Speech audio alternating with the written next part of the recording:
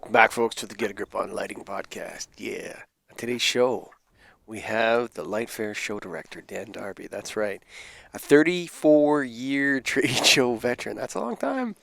Darby is the show director for LightFair, the world's largest annual architectural and commercial lighting trade show.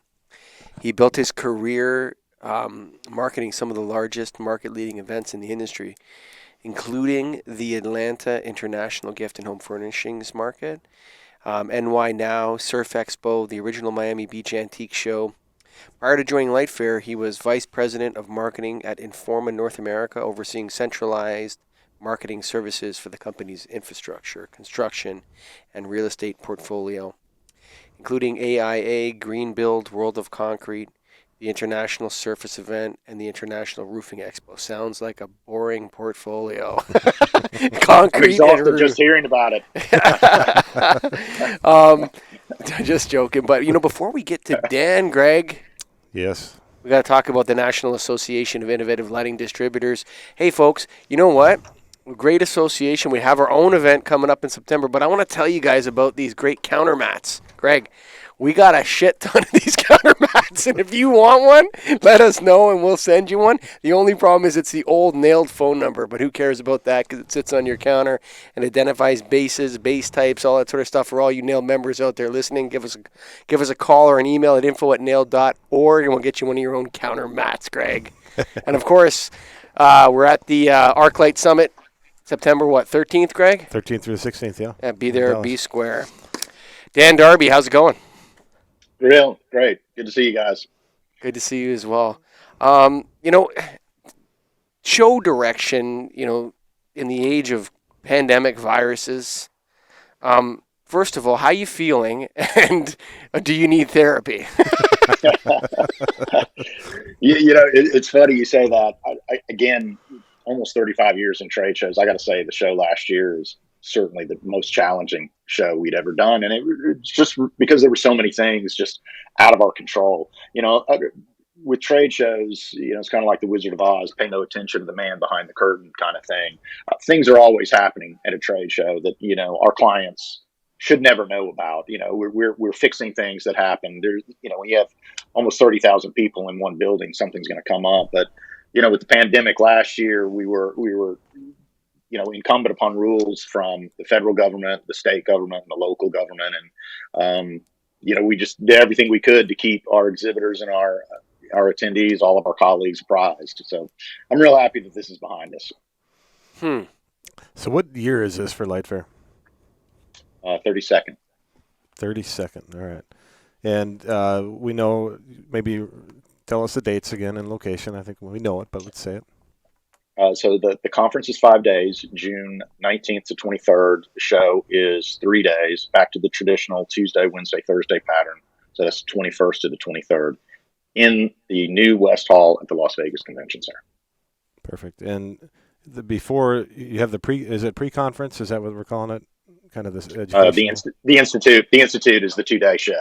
The 2-day pre-conference we call the Institute. What do you do at the Institute again? So those courses tend to be full day sessions. So rather than broken up into smaller 60-minute or 90-minute sessions, they're just longer courses that people invest more time in. Do you know what they are? Or are you still finalizing what they're going to be this year? Or are they all kind of laid out? Without they are all of them, but yeah. Yeah, no, they are all, of course, laid out. The whole conference track is available at lightfair.com. There's 5 tracks for the conference sessions during the 3 days. It's a full list. It's about 144 courses, 130 CEUs available. So people just definitely need to go online and take a look at them. We also did a little different pricing structure this year. In years past, we've had packages that turns out it was just not as easy for attendees to pick the packages they want. Everyone asked, can we just do it a la carte? So it's a la carte this year. So I think the attendees, the people looking for the education will be really pleased with the offering.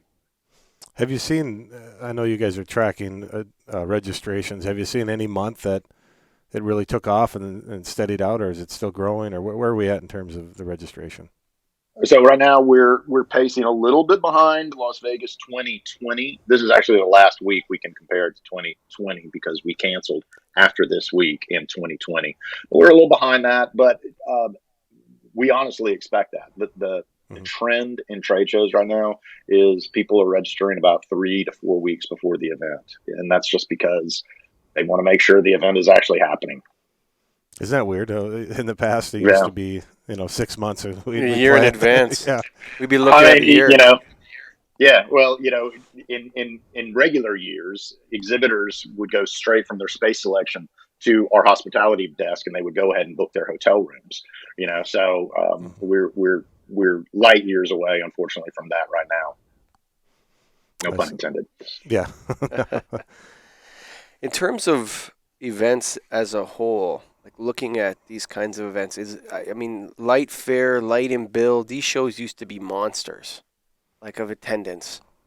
Where are you guys at in terms of comparison to 2019 or 2018? Is it a smaller show? Is it more focused? Oh, it is. It is a smaller event, space wise. We have more than 300 exhibitors in the show, and a lot of the exhibitors that we've been talking to that had not come in yet.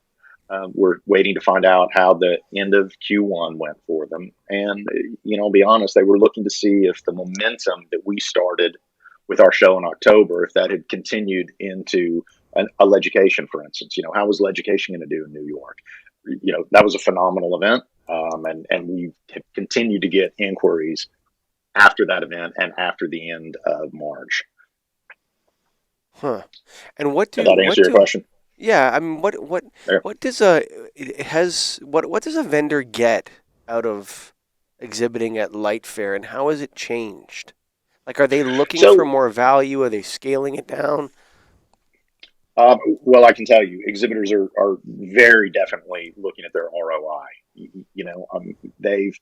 They've been able to continue to market themselves in absent of any trade show event. So now when they have trade shows available for them again, they're looking exactly where are they spending their money and why are they spending their money on that. Some companies that might have done a big hospitality event in the past, in addition to their booth, are telling us they're not going to do the hospitality event anymore because they're expecting to see their client base or their prospects on the show floor, and so they don't need to do anything greater beyond that. Obviously, beyond any individual dinners and things like that.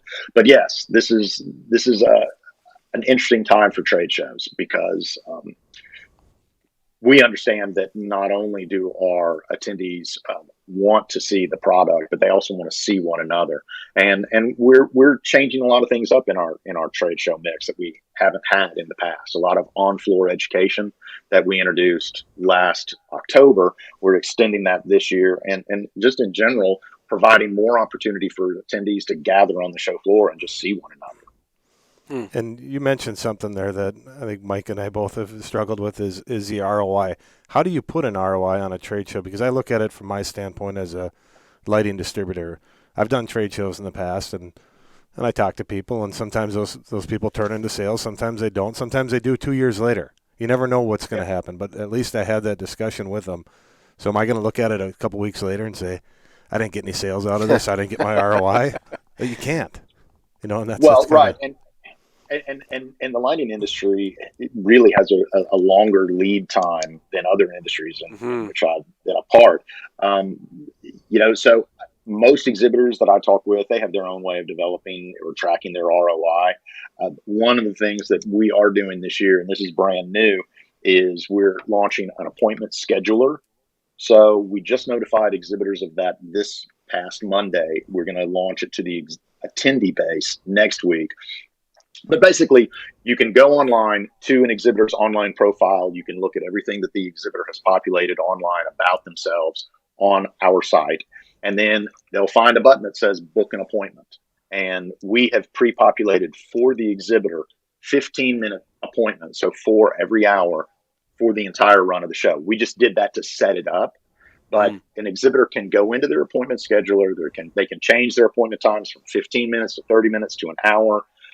They can see that, Dan's lighting is coming in, and I want to assign, Fred, who does the Northeast, is going to talk with him. So it's a very robust program, but all of this goes back to the ROI. So we're trying to make or provide a better opportunity for exhibitors to be able to say definitively, yes, I spoke to him at this show. This is how, this lead came through. And it also helps for our attendees.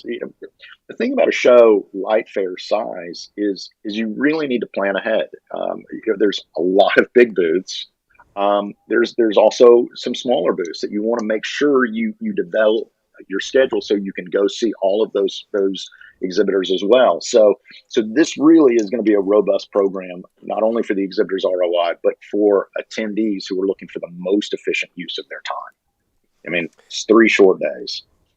Yeah, it's interesting you talk about ROI, and when you're talking about people, you notice that people simply want to gather and see one another. I mean, what's the ROI on human interaction? There has to be, it's so much better than Zoom. I haven't seen Greg in 2.5 years. And we went out for dinner last night, and we just had such a wonderful time. And, nobody was wearing any masks, and there's no social distancing. We're just relaxing, having a couple drinks, eating a nice meal. And I mean, a trade show like LightFair, what a wonderful place to go and see old friends and just shake hands and make business deals or not. And I think there's more to it than this percentage ROI number, Dan. How do we put our fingers on that? Well, again, every exhibitor is going to do it in a different way. But yes, the opportunity to see one another, and again, at a show like LightFair, where you have the opportunity to see so many more people from a manufacturer, all the way from, obviously your salesperson, but the engineer and the designer. You may want to have the opportunity to sit down with the C-suite folks from the manufacturers. Those are opportunities that you have at a LightFair. So, from the exhibitor ROI and the attendee ROI, it's really the opportunity to be in the single place, the single large national show for the lighting industry.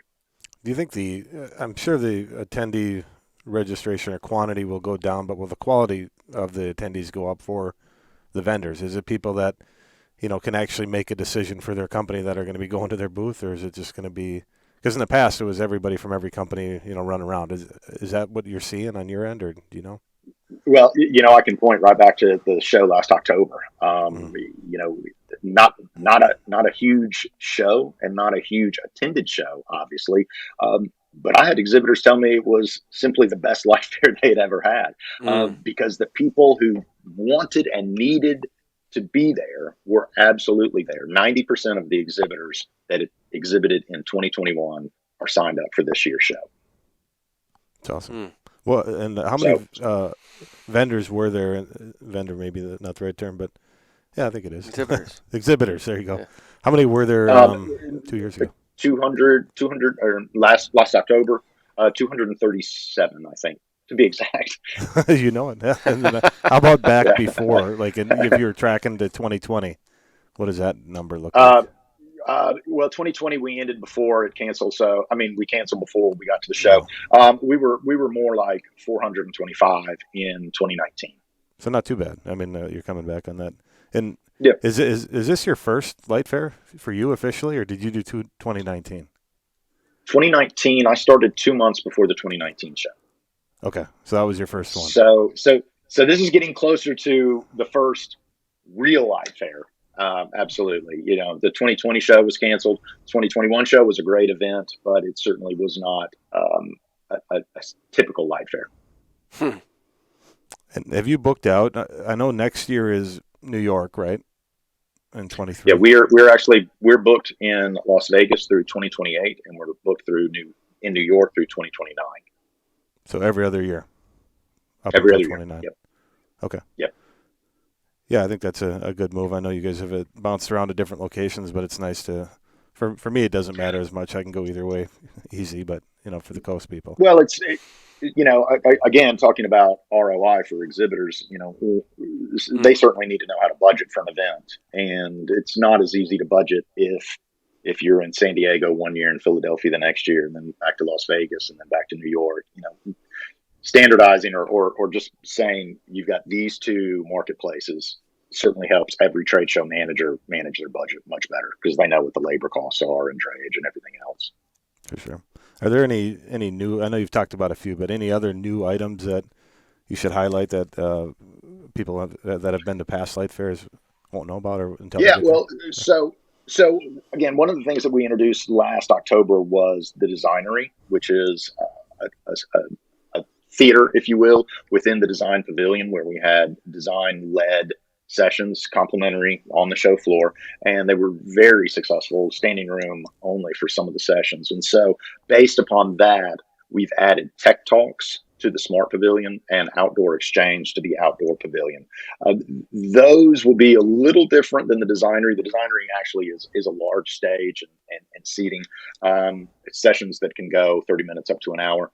In tech talks and the outdoor exchange, they're going to be smaller, more intimate seating and shorter presentations with longer sessions at the end for Q&A. So definitely something that our attendees will be looking at. We've got LightFair Live back again, and that's an opportunity for attendees to hear directly from exhibitors in presentations that are done within a large presentation setting. That is almost completely booked. We only have 2 sessions left, so a lot of on-floor education that our attendees will be able to take advantage of this show. June 19th to 23rd, New West Hall, Las Vegas Convention Center. Dan, Darby, any final thoughts for the Get a Grip on Lighting listeners? Real quick, the early bird rate ended last Friday, but with the airlines lifting the mask mandate just yesterday, we decided to extend the early bird rate one more week because a lot of people, didn't want to fly for 6 hours with a mask on, and now it doesn't look like they'd have to. So if you've not yet registered and you want to take advantage of that early bird rate, jump on before this Friday. Funny story. I was actually in the airport yesterday, and I was seeing it happen. Really? People were half had them on, half were taking them off. I was at a bar of all things, and the bartender was like, I saw him go, "Really?" And then I said, "Yeah." And he took his mask off. He goes, "I don't have to wear this now. First time in 2 years." And it was crazy seeing it actually happen. Yeah. We had heard that it might have been lifted. Obviously, it had to have been extended. So this was something we had been talking about. So anyway, we're happy to extend that. We hope a lot of people can take advantage of it. Definitely looking forward to it on my end. Well, we could talk about COVID for a bit if you want. No, Back to LightFair. I don't even know what that is. Hey, folks, if you're out there, if you're listening, be sure to check in for LightFair June 19th to 23rd in Las Vegas. And, of course, Greg, the National Association of Innovative Lighting Distributors, a little more of an intimate event with us partnering with ArcLight Summit, September 13th. I have that right? Yeah. September 13th. A lot of dates going I know, there's a lot of dates in Dallas Market Center, and come on down to that. And if you're out there listening to this and you have a counter and you need yourself a counter mat, we dug out some of the old nailed stuff, and there's these beautiful counter mats, all those bulb shapes and everything, socket styles, all that sort of stuff. Just email info@nail.org. And if you're listening and you can't see it, this is a counter mat, so it sits on your counter and can help your customers identify your light bulbs. Yep. The only problem is it's the old nailed phone number, but you don't care about that. Just email info@nail.org, baby. That's right. Thanks for listening. Bye for now.